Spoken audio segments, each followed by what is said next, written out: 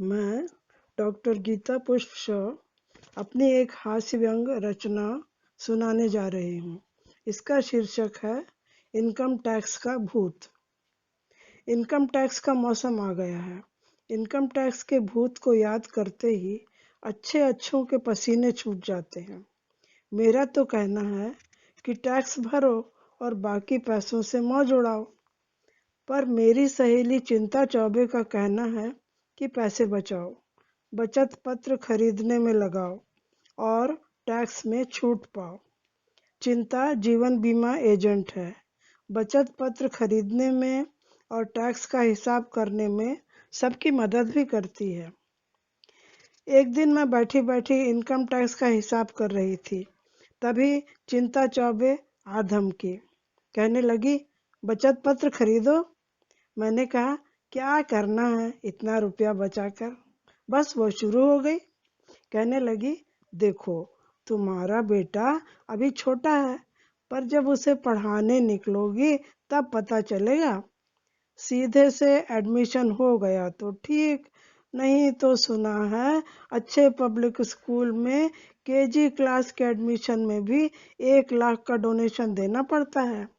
उसके लिए पैसे बचाओ। फिर दो बातें होंगी, बेटा पढ़ने में या तो फिसड्डी निकलेगा या तेज। फिसड्डी निकला तब भी ट्यूशन पर खर्च करना पड़ेगा, और कहीं तेज निकल गया तो आईआईटी मेडिकल की कोचिंग के लिए फिर पैसे खर्च करने पड़ेंगे। फिर दो बातें होंगी, या तो पटना में एडमिशन होगा या दिल्ली पूना जैसे शहर में। पटना में एडमिशन हुआ तो कोई बात नहीं, यहाँ तुम्हारा घर है। पर यदि बाहर एडमिशन हुआ तो कॉलेज के साथ हॉस्टल का भी पैसा लगेगा। तुम्हारा बेटा पढ़ लिख कर निकलेगा तो दो बातें होंगी, या तो आसानी से नौकरी लगेगी या नहीं लगेगी। आज के समय में आसानी से नौकरी लगना आसान नहीं। फिर तुम्हें कोशिश पैरवी के लिए दान दक्षिणा का इंतजाम करना पड़ेगा।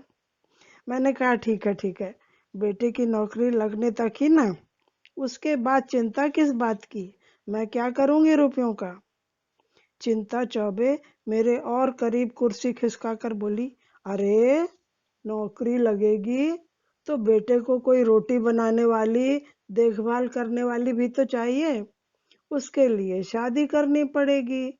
उसकी शादी होने के बाद दो बातें होंगी, या तो बेटा यहीं इंडिया में रहेगा या विदेश चला जाएगा। यहीं रह गया तो कोई बात नहीं, पर कहीं विदेश चला गया तो दो बातें होंगी। उसे विदेश भेजने के लिए पैसा लगेगा और तुम अकेली रह जाओगी। अकेली रह जाओगी तो दो बातें होंगी, बिजली बिल, टेलीफोन बिल वगैरह वगैरह। या तो लंबे क्यू में लगकर खुद भरना पड़ेगा या इसके लिए पैसे देकर आदमी रखना पड़ेगा। तुम्हारी उम्र भी बढ़ जाएगी, तुम रिक्शे में ठीक से चढ़ भी न सकोगी, तो कार खरीदोगी। फिर पैसों की जरूरत होगी। कार खरीदने पर दो बातें होंगी, या तो खुद कार चलाओगी या ड्राइवर रखोगी। खुद तो कार चला नहीं सकोगी क्योंकि तुम्हारी नजर तब तक और कमजोर हो जाएगी, हाथ कांपेंगे। तब ड्राइवर रखने के लिए फिर पैसों की जरूरत होगी। मैंने उसे रोक कर कहा, अब बस भी करो, कार रखने की क्या जरूरत है? चिंता चौबे बोली, बुढ़ापे में अकेलेपन से कई बीमारियां हो सकती हैं, मधुमेह, हृदय रोग, डिप्रेशन, मोतियाबिंद, कैंसर वगैरह वगैरह। फिर तुम्हें इलाज और दवाओं के लिए पैसे खर्च करने पड़ेंगे। बुढ़ापे में बीमारी के कारण तुमसे अकेले घर के काम भी नहीं हो सकेंगे, जैसे खाना बनाना, बर्तन कपड़े धोना, झाड़ू पोछा लगाना। फिर दो बातें होंगी, या तो काम करने के लिए नौकरानी रखोगी या वृद्धाश्रम चली जाओगी। नौकरानी रखोगी तो दो बातें होंगी, पैसे भी खर्च होंगे और नौकरानी से सुरक्षा की कोई गारंटी नहीं होगी। वो तुम्हें लूट कर तुम्हारी हत्या करके भाग भी सकती है। तब तुम्हें वृद्धाश्रम जाना ही पड़ेगा। वहां भी रहने के लिए फिर ढेर सारे पैसों की जरूरत होगी। इसीलिए कहती हूँ, बचाओ बचाओ, पैसे बचाओ। मैं उसकी बातों से घबरा गई थी।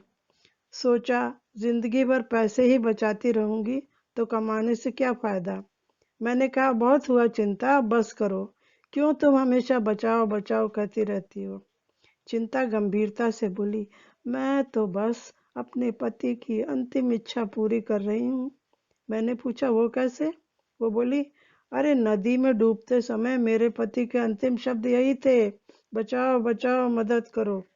वही मैं भी कर रही हूँ, मदद भी कर रही हूँ। इतना कहकर चिंता तो चली गई, फिर मिलूंगी कहकर। उससे तो फिलहाल छुटकारा मिल गया है, पर इनकम टैक्स का भूत अभी भी मेरे सामने खड़ा है।